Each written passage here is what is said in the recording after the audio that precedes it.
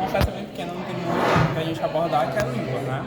Como vocês sabem, a língua basicamente é um órgão muscular que é coberto por uma túnica mucosa.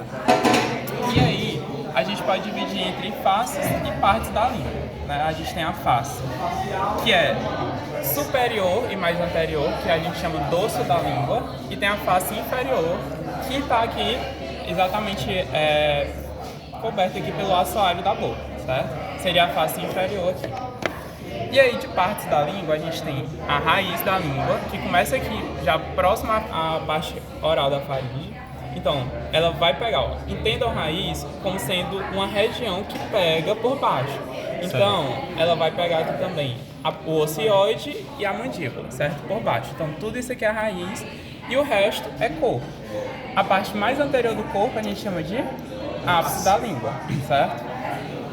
Então, a gente já falou sobre as regiões, agora a gente vai ver o que é que dá para identificar aqui, né? Primeiramente, isso aqui tudo é o sulco mediano da língua, tá? Isso aqui é o sulco mediano da língua.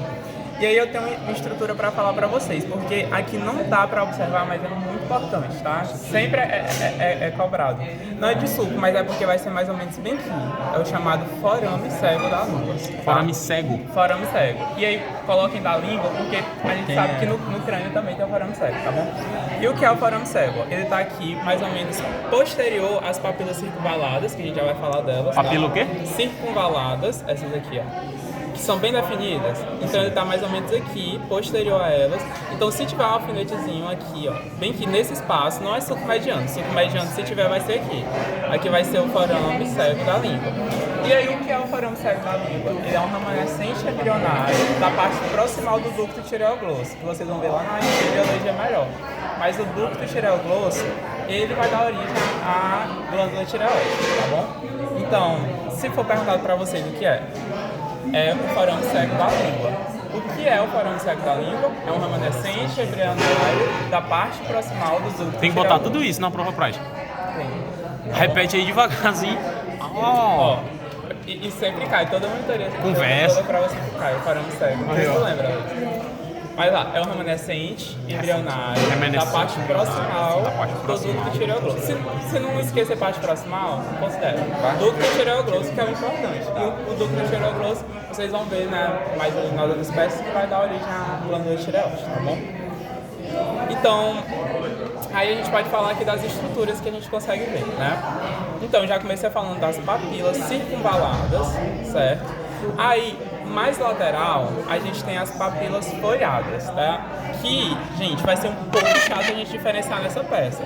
Mas, mais lateralmente, as circunvaladas são as folhadas e também na espécie humana é bem pouco folhadas, tá? Aqui, mais a parte anterior e medial, são as filiformes, tá? Então, aqui são as papilas filiformes, que é aquele formato de Vzinho. Estão vendo? Vários Vzinhos aqui, que são paralelos ao sulco mediano, tá bom? São as filiformes. E mais no ápice da língua, também mais lateral aqui pro ápice da língua, a gente tem as fungiformes, tá? Aí o que é que de papila que pode ser perguntado além da identificação, tá bom? Se perguntado das circunvaladas, o que é que elas contêm? Elas vão conter os calículos gustativos. Não só as circunvaladas, mas é porque principalmente elas, né? E as filiformes, elas vão ter terminações nervosas que vão pegar a sensibilidade ao toque. Então é mais físico, tá? Então, ó, o que contém aqui? Calículos gustativos. São receptores gustativos, pode ser também, tá? E esses aqui são das filiformes, receptores sensíveis ao toque, tá bom? Ao tato, ok? São essas duas basicamente que pode ser perguntado. Aí, deixa eu ver. Ah, sim. Aí, essa região aqui, observem, né, que elas parecem papilas, mas não são. Se eu perguntar a região... Raiz. Vai ser região que tem várias coisinhas aqui. É a tonsila lingual, tá bom? Pós-sucal. É pós-sucal. Eu já falo do suco, tá? Mas, ó, vários pontinhos aqui, isso aqui tudo, a região, é a tonsila lingual. Se eu perguntar estrutura, se eu botar em cima do nódulo desse, é nódulo da tonsila lingual, tá? Pois é. Aí, como ele falou, né? A gente ainda tem aqui o sulco terminal da língua, que nessa peça também não está bem definido, mas é mais ou menos posteriormente aqui as papilas circunvaladas, tá? Antes exatamente da tonsila lingual. Então, esse aqui é o sulco terminal da língua, tá bom? Deixa eu ver o que mais dessa vista que a gente pode falar. Acho que isso. Aí, vendo aqui de lado, Perto tá? do ápice é o que tu disse? As papilas Fungiformes. fungiformes. Isso, fungiformes, muito bem. E elas Elas também têm calículas gustativos, mas como as que mais contêm são as circunvaladas, eu vou perguntar mais delas, tá bom? Se for cair pra vocês. O que foi que tu falou que tem nas tonsilas humanas? A estrutura, né? A estrutura. Se você perguntar qual é a estrutura? Aí é nódulo da tonsila lingual. Aí se for a região, se eu botar bem aqui mais ou menos um alfinetezinho, vai ser a tonsila lingual, tá bom? Pode cobrar inervação? Não, dessa parte não. Inervação, a gente... tu tá falando da língua como todo? Sim, eu já falo da inervação, tá bom? Então vamos ver aqui de lado, né? Aqui a gente tem, qual é o nome mesmo dessa glândula? A sublingual. E essa aqui é a submandibular, tá? Dá pra ver até nessa peça aqui também, sublingual e a submandibular. Inclusive, a gente pode palpar no exame físico, tá bom? Aqui é a submandibular. Então tá aqui as duas glândulas. E aí que a gente vai ter as artérias, né? No caso, essa aqui vai ser a artéria lingual. Ela vai ser ramo de qual, vocês lembram? Carótida externa, tá? Então, se tiver alfinete, artéria lingual, ramo de qual? Carótida externa. Aí, ó, que desce. Então é sublingual. Artéria sublingual. E essa aqui vai ser a artéria profunda da língua. Observem que ela se ramifica. Então essas aqui são as artérias profundas da língua. Não tem uma denominação específica, tá? Então aqui, artéria profunda, artéria sublingual e artéria lingual. Essa aqui vai ser a veia sublingual. E essas veias que aparecem aqui são as veias profundas da língua, tá? É interessante, eu não sei se eu boto muito como uma correlação clínica, mas observem que a gente tem a absorção de fármaco sublingual. Isso ocorre exatamente pela vascularização da veia, tá? Principalmente por conta da veia. A veia sublingual, exatamente. E as suas ramificações conseguem absorver, aí fazem um retorno venoso para o coração e conseguem espalhar. Então, normalmente, quando a gente tem as dores torácicas, principalmente as anginas, que são ali sinônimos ali mais ou menos de infarto, a gente administra vasodilatadores sublinguais, né? Então, se for uma correlação mais chato vocês explicarem isso. Mas é só a mesma curiosidade, tá bom? A gente coloca aqui sublingual, principalmente por conta da vascularização das veias, tá? E ela tem uma absorção extremamente rápida. Rápida, exatamente, é rápida. Aí aqui é o nervo lingual, tá? Então já falei das glândulas, dos nervos. O nervo lingual é ramo da mandibular. Ele vai ser ramo, se eu não me engano, do mandibular, exatamente, V3. Aí agora então a gente vai falar desse outro lado, que dá pra ver os músculos. É, o nervo lingual, tá? Que aparece aqui na frente. Então desse outro lado dá pra ver os músculos, certo? Gente, lembrem sempre, então a língua tem os extrínsecos e intrínsecos, né? Os extrínsecos vão mover a língua como se fosse a marionete, então são externos. E os intrínsecos que mudam o formato da língua. Os extrínsecos, é interessante vocês perceberem sempre o ponto de origem, sempre o começo do nome dele é o ponto de origem. Então aqui a gente tem o gênio-glosso, certo? Aí vocês vão falar gênio, mas é porque vem de genes, que significa queixo. E ali, ou seja, uma região mais mandibular. Então ele se origina aqui da mandíbula e mais da região mental. Aí vai para a língua, se insere na língua, tá? Então aqui é o gênio-glosso. Esse aqui, ele se origina lá no processo estiloide. Então é o estiloglosso, tá bom? Esse aqui é do palato, então é palato grosso. Aí o outro que a gente tem aqui é lá do ióide, então é ióide-glosso, tá bom? Morreu. Então os extrínsecos vocês conseguem diferenciar assim.